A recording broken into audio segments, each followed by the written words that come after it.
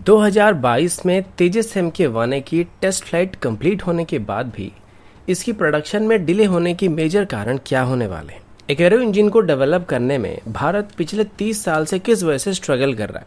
और इसे हम किस तरीके से रिकवर कर सकते हैं। कश्मीर में हमला करने के लिए अभी पाकिस्तान में मौजूद अलग अलग सुअर प्रोडक्शन फैक्ट्री की तरफ से तालिबान की मदद के लिए रिक्वेस्ट किया जा रहा है और अंत में पाकिस्तान की तरफ से टर्की से बैरक्टर ड्रोन को खरीदने की कोशिश करने की बात सामने आने के बाद क्या भारत को रशियन ओरिजिन ओरियन ड्रोन को भी खरीदने का विचार करना चाहिए। ऐसे ही कुछ और खबरों के बारे में हम आज की वीडियो में बात करने वाले हैं।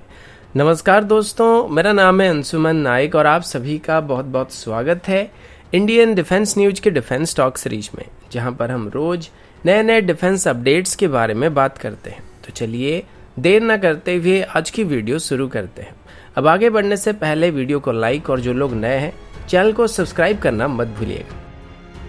तो आज की पहली अपडेट तेजस को लेके। पिछले कुछ दिनों से तेजस को लेके काफी सारे अपडेट सामने आ रहे हैं और आज तेजस MK1 की प्रोडक्शन के बारे में कुछ अपडेट सामने आए हैं। जैसे पहले इसको लेके एक अपडेट सामने आया था जिसमें ये बताया गया था कि HAL के चेयरमैन की तरफ से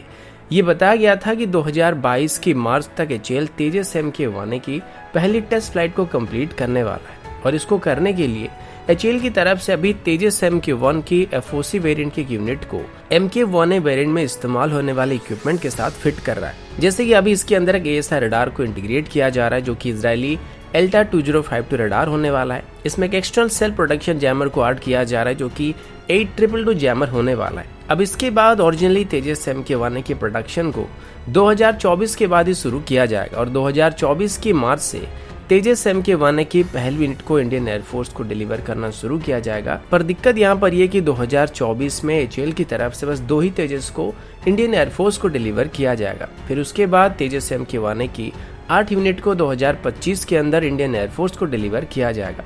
बाकी बचे सभी 63 यूनिट को 2029 तक इंडियन एयरफोर्स को डिलीवर किया जाएगा और HAL को उम्मीद है कि वो 2025 के बाद 20 से ज्यादा तेजस को मैन्युफैक्चर करने वाले हैं। अब एक सवाल ये बनता है कि अगर HAL 2024 के बाद ही तेजस MK1 की डिलीवरी को शुरू करने वाला है तो 2022 से 2024 तक HAL क्या करने वाला है। आपको पता होगा कि तेजस MK1 की जो डील है इसके अंदर 83 तेजस को खरीदने के लिए डील को साइन किया गया है, जिसमें से पहले जो 10 एयरक्राफ्ट होने वाले हैं वो ट्रेनर एयरक्राफ्ट होने वाले हैं और उसके अलावा तेजस MK1 की जो पहली वाली डील थी उसमें भी 6 ट्रेनर एयरक्राफ्ट होने वाले थे। तो अभी 2022 से 2024 के बीच HAL उन सभी ट्रेनर एयरक्राफ्ट को मैन्युफैक्चर करने वाला है जो कि MK1 की FOC वेरिएंट के तेजस होने वाले हैं। अब अभी तेजस की MK1 वेरिएंट की सीरीज प्रोडक्शन को शुरू करने के लिए जो 2 साल का डिले हो रहा है, इसकी वजह बताते हुए ये कहा जा रहा है कि अभी जिन नए कंपोनेंट्स को तेजस की FOC वेरिएंट में इंटीग्रेट करके टेस्ट किया जा रहा है, इनको कम से कम 200 सॉर्टीज तक टेस्ट करने के बाद ही इसको तेजस MK1 की सीरीज प्रोडक्शन की यूनिट में इंटीग्रेट करने के लिए सर्टिफाई किया जाएगा और उसके बाद इसके लिए क्लियरेंस दिया जाएगा। और इसकी टेस्ट करने के लिए अभी इनिशियली 2 LSP यूनिट को भी बनाने का प्लान किया गया है जिसमें मेनली 4 मेजर कंपोनेंट की टेस्टिंग होने वाली है। अब इनिशियली तेजस MK1 की जो 20 यूनिट रहने वाले उसमें ELTA की 2052 AESA रडार को इस्तेमाल किया जाएगा, जिसके बाद इसको उत्तम AESA रडार से रिप्लेस करने का प्लान किया जा रहा है। अगेन तेजस MK1 की जो 2 LSP यूनिट को बनाया जा रहा है उसी में ही आगे चल के तेजस MK2 की टेक्नोलॉजी को भी टेस्ट किया जाएगा। अगला अपडेट कावेरी इंजन को लेके और अभी हम इंडियन एरो इंजन को लेके कुछ मेजर इशू के बारे में बात करने वाले हैं। सबसे पहले आप सब सुनते आ रहे हैं कि कावेरी इंजन प्रोग्राम ऑफिशियली बंद कर दिया गया है और अभी सिर्फ इसके एक ड्राई वेरिएंट को ही डेवलप करने की कोशिश किया जा रहा है जिसको हम आगे चल के घातक UCM में इस्तेमाल करने वाले हैं। और सबसे बड़ी दुख की बात तो ये है कि पिछले 30 सालों से इसको डेवलप करने की कोशिश चल रहा था, लेकिन आज तक हम एक सक्सेसफुल एरो इंजन को डेवलप नहीं कर पाए। अभी तक इस प्रोग्राम में लगभग 2032 करोड़ के आसपास इन्वेस्ट किया जा चुका है और अभी इसे ऑफिशियली बंद किया जा रहा है, यानी कि जो पैसा वहां पे इन्वेस्ट किया गया था वो एक तरीके से बर्बाद होने वाला है। दूसरी तरफ हम अभी अपने फाइटर जेट के लिए फॉरेन इंजन को खरीद रहे हैं और आपको पता होगा कि तेजस MK1 के लिए अभी हाल ही में ही लगभग 99 जेन इलेक्ट्रिक की 404 इंजन को खरीदा गया जिनकी कीमत लगभग 5375 करोड़ है और आगे चल के तेजस MK2 MK या फिर twin engine deck based fighter के लिए भी इन सभी में भी जेन इलेक्ट्रिक के इंजन का इस्तेमाल होने वाला और आने वाले 10 सालों में हम कम से कम 10,000 करोड़ से 12,000 करोड़ के आसपास सिर्फ एरो इंजन पर इन्वेस्ट करने वाले हैं। अभी बताया जा रहा है कि 2035 से पहले भारत एक 110 किलोटन क्लास की इंजन को डेवलप करना चाहता है, जिसे एमका की मार्क 2 वर्जन में इस्तेमाल किया जा सकेगा, तेजस MK2 में इस्तेमाल किया जा सकेगा या फिर ट्विन इंजन टेकवेस्ट फाइटर में भी इस्तेमाल किया जा सकेगा। लेकिन इसके लिए अभी रोल्स रॉयस और DRDO के बीच किस हद तक नेगोशिएशन कंप्लीट हुआ और ये बात किस हद तक आगे बढ़ा है, ये अभी तक क्लियर नहीं हुआ है। इनिशियली अगर अभी से DRDO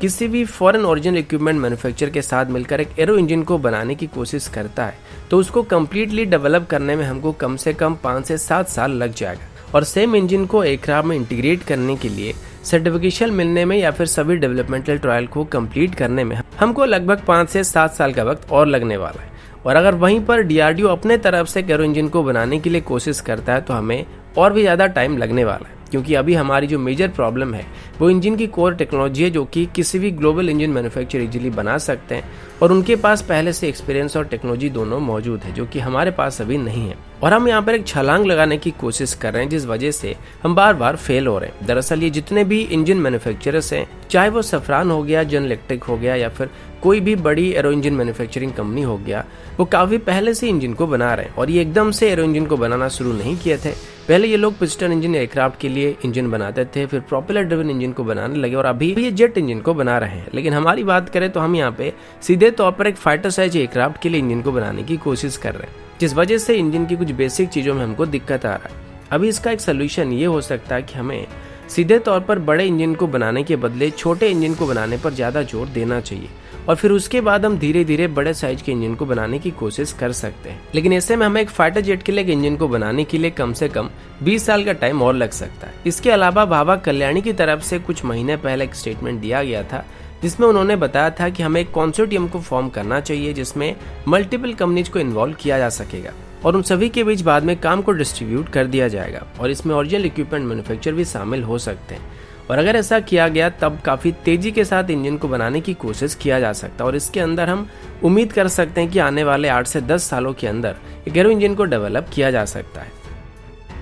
अगला अपडेट देश के अंदर मौजूद कुछ बहुत ही बेकार किस्म के लोगों को लेके। वैसे आप सभी जानते हैं कि तालिबान की वजह से अफगानिस्तान तो क्या पूरे दुनिया भर में भगदौड़ मचा हुआ है और शुरू से ही तालिबान का पाकिस्तानी बेस्ड सुअर प्रोडक्शन फैक्ट्री के साथ लिंक होने का संदेह किया जा रहा है। इसी बीच हिजबुल सुअर प्रोडक्शन फैक्ट्री के लीडर की तरफ से अभी एक ऑडियो मैसेज को जारी किया गया था, जिसमें वो कश्मीर में आतंकवादियों को घुसपैठ कराने में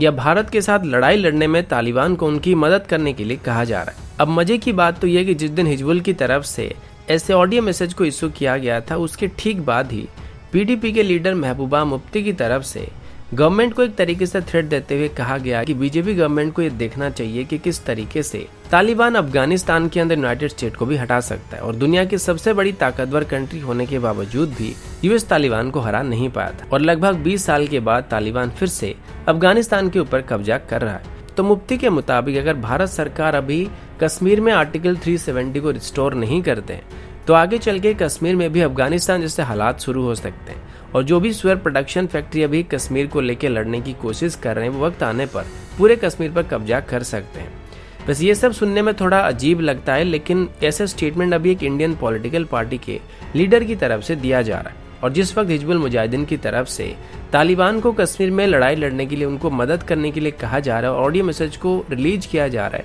उसी टाइम पर ही महबूबा मुफ्ती की तरफ से ऐसे स्टेटमेंट दिए जा रहे हैं। सबसे पहली बात तो ये कि कश्मीर अफगानिस्तान नहीं है और भारत यूनाइटेड स्टेट नहीं, जो कि अपनी प्रॉफिट के लिए कभी तालिबान का समर्थन करने लगेगा तो कभी उनके खिलाफ हो जाएगा। सीधी सी बात यह कि तालिबान अभी अफगानिस्तान के अंदर जो उत्पात मचा रहे हैं उसे भारत का कोई भी डायरेक्ट लेना देना नहीं है, लेकिन अगर तालिबान कश्मीर में घुसपैठ करने की कोशिश करेगा या सुअरों की मदद करने की कोशिश करेगा, जिस तरीके से अभी कश्मीर में सुअरों को कछुआ बनाकर ठोका जा रहा है, उनके साथ ही वैसा ही कुछ होने वाला है और उसके बाद उनको दर्द का एक अलग ही एहसास होने वाला है। अगला अपडेट ड्रोन्स को लेके। आप सभी जानते हैं कि अभी भारत अपनी UAV फ्लीट को मॉडर्नाइज करने की कोशिश कर रहा है, साथ ही नए UAVs को भी खरीदने की कोशिश किया जा रहा है, जिसमें प्रेडेटर ड्रोन भी शामिल है। दूसरी तरफ इजराइल से भी हम हेरॉन ड्रोन को लीज पर लेने की कोशिश कर रहे हैं, साथ ही पुराने हेरॉन ड्रोन को अपग्रेड करने की भी कोशिश किया जा रहा है। लेकिन आपने देखा होगा इंडियन एयरफोर्स में मोस्टली रशियन ओरिजिन फाइटर होने के बाद भी भारत कभी भी रशियन ओरिजिन UAV को ऑपरेट नहीं करता है। अब हाल ही में रशिया की तरफ से एक स्टेटमेंट को इशू किया गया था जिसमें रशिया की तरफ से अपने ओरियन ड्रोन को टर्की की बैरक्टर ड्रोन के साथ कंपेयर किया गया था और रशिया की तरफ से इसको बैरक्टर ड्रोन से काफी बेहतर बताया गया था। रशिया के मुताबिक ओरियन एक मेल ड्रोन है, यानी कि medium altitude long endurance drone है, जो कि लगभग 1150 केजी के आसपास लोड के साथ टेक ऑफ कर सकता है और ये लगभग 7 किलोमीटर की अल्टीट्यूड तक जा सकता है। इसके अलावा ये 200 किलोमीटर प्रति घंटे की स्पीड में लगातार क्रूज कर सकता है। इस ड्रोन को रशिया की तरफ से पहले सीरिया में भी टेस्ट किया जा चुका है, जहां पर इसको स्ट्राइक करने के लिए इस्तेमाल किया गया था और ये अपने साथ लगभग 200 केजी के आसपास वेपन को कैरी करके ले जा सकता है। अब बैरक्टर ड्रोन के साथ इसको कंपेयर करते हुए रशिया की तरफ से बताया गया था कि बैरक्टर ड्रोन को अगर इन ड्रोन के साथ कंपेयर किया जाए तो ये कभी भी रशियन मिलिट्री की रिक्वायरमेंट को पूरा नहीं कर पाएंगे। और अभी तो रशिया की तरफ से ओरियन ड्रोन के अंदर सैटेलाइट कम्युनिकेशन सिस्टम को भी लगाने की कोशिश किया जा रहा है, जिसके बाद इनकी रेंज और भी बेहतर होने वाला है। बैरक्टर ड्रोन की बात करें तो इनका जो मैक्सिमम रेंज है वो लगभग 150 किलोमीटर के आसपास है और इनकी नॉर्मल क्रूजिंग स्पीड 130 किलोमीटर प्रति घंटे के आसपास बताया गया है। साथ ही इसमें सिर्फ line of site communication system का इस्तेमाल किया जाता है, जिस वजह से ये लंबी दूरी के मिशन में डिप्लॉय नहीं किया जा सकते। हालांकि इसका सर्विस सेलिंग ओरियन ड्रोन के मुकाबले थोड़ा बेहतर और ये लगभग 8 किलोमीटर से भी ज्यादा ऊंचाई में जा सकता है, लेकिन बाकी सभी मामले में ये रशियन ओरिजिन ड्रोन के मुकाबले काफी पीछे चल रहा है। और अभी इन ड्रोन को पाकिस्तान की तरफ से खरीदने का फैसला किया जा रहा है और वो टर्की के साथ बैरक्टर ड्रोन को खरीदने के लिए बातचीत कर रहे हैं। तो अभी सवाल ये कि क्या भारत आगे चल के रशिया से ओरियन ड्रोन को एक्वायर करने की कोशिश करने वाला है, क्योंकि हमारे पास अभी जो ड्रोन मौजूद है वो ज्यादातर वेपनाइज्ड ड्रोन नहीं है और प्रेडेटर ड्रोन को हम ज्यादा मात्रा में खरीद नहीं सकते कि ये ड्रोन काफी महंगे पड़ते हैं। और दूसरी तरफ भारत की खुद की इंडिजिनस रुस्तम 2 ड्रोन की बात करें तो इसको भी तैयार होने में अभी काफी टाइम लगने वाला है। तो दोस्तों अभी के लिए इतना ही, मिलता हूँ आपसे अगले वीडियो में, तब तक के लिए जय हिंद, वंदे मातरम।